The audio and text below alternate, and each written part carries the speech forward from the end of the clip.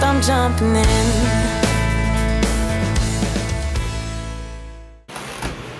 I'm just coming back from the gym and I'm having a thought that can't wait. So you're gonna make coffee with me while I have this thought. Also, welcome back to my channel. We've got my coffee bean grinder, my French press. I'm boiling some water right now in the kettle right there. We also have some Collectivo coffee beans. This is the coffee drink for today. It's literally just black coffee.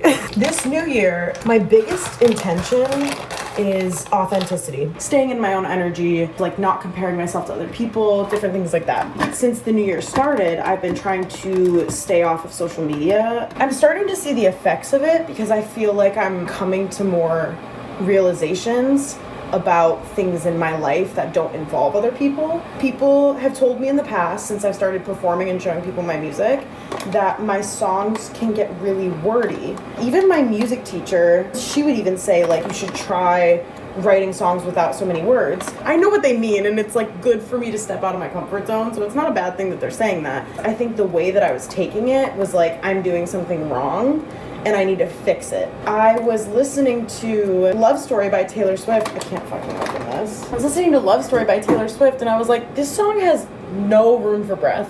It's just such a wordy song, but it's such a good song. And it just kind of gave me a little like, wait a minute, I don't think there's a formula.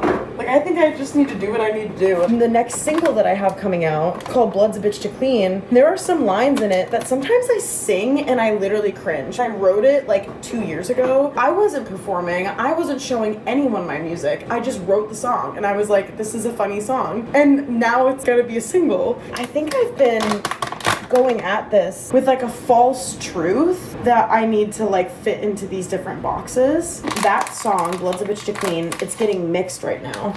So I've been listening to it like over and over and over again. Listening to those lyrics that I normally cringe at. The lyrics themselves for this song specifically conveyed the exact feeling that I wanted to convey in the song. And I wasn't censoring myself. Sometimes we think that the things that come out of us organically, if they're not something that we know people are going to accept right away, like if we're not, like sometimes I'll write a song and I'll be like, these are such profound lyrics, I'm so confident about them because partially I feel like people are going to know what I'm saying. That's not the kind of stuff that sticks with people though. The kind of stuff that sticks with people is when you say the weird shit but somehow everyone knows what it means.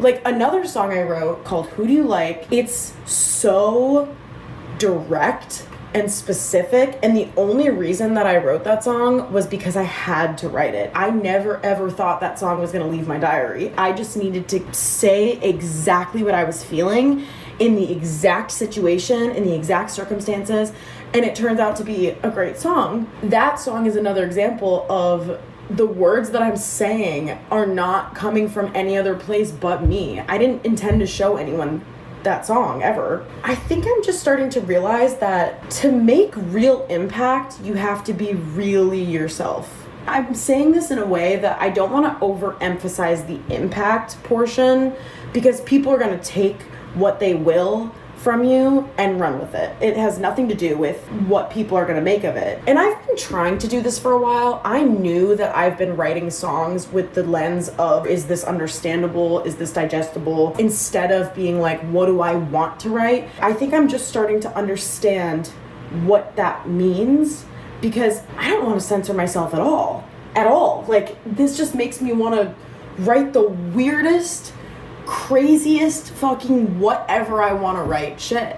And saying that out loud is funny because I'm like, why wouldn't I do that? It's my music. Who the fuck cares? I haven't even grinded my coffee beans yet. Anyways, it just felt like such a valuable insight that I wanted to share it with everyone. I also kind of just wanted to say it as like one creator to another. What you are called to do in this life, there's a reason that you're called to do it. And it's not to make sure that everyone else understands that you're called to do it. It's to do what you're called to do. And for me, that's write music and write songs. And I feel like I'm not doing myself justice if I'm not letting myself have full range of what that means to me. It's also not doing my career any favors. It's not doing my fans any favors. I'm not doing my job if I'm not actively being weird. Because this is another thing. This is kind of a side note. I've people pleased my whole life. Sometimes people say like creative people, they're often outcasted, they're often bullied, they never fit in, like different things like that. That wasn't my experience. My experience was this subconscious trauma response from when I was a little kid where I always fit in because I knew how. And that's what started